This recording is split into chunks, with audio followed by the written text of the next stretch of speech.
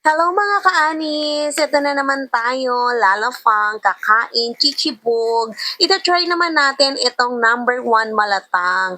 Ang branch pala na kinainan namin is dito sa Robinson, Manila.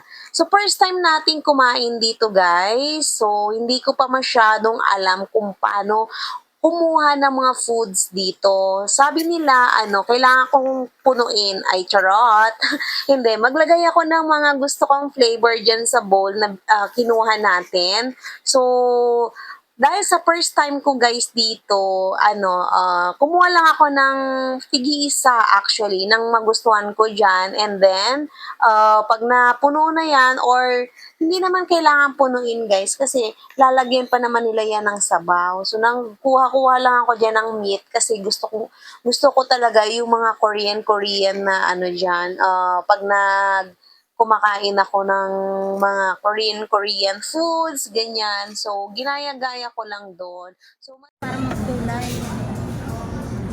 Yan pa. Roll. Konti lang. Five, four. Ayaw ko niya. Beef roll. Beef chasu. Beef slice. Tapos mamaya squid. Pork. Tapos yan, slice ham. Ayan o, Korean sausage sa akin.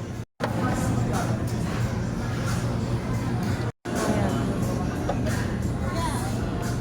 Tama na to. Halo ko. Yan na. Tanan. Tapos, Tagal ito. yan. Choose your...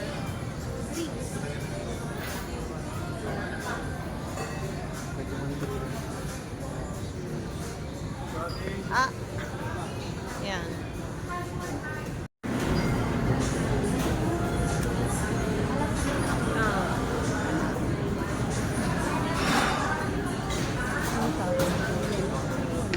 yan guys, luto na siya, ready to dip in na. Yan na yung yung napili ko. Yung mga kinuha ko, yan naman yung kay Magic.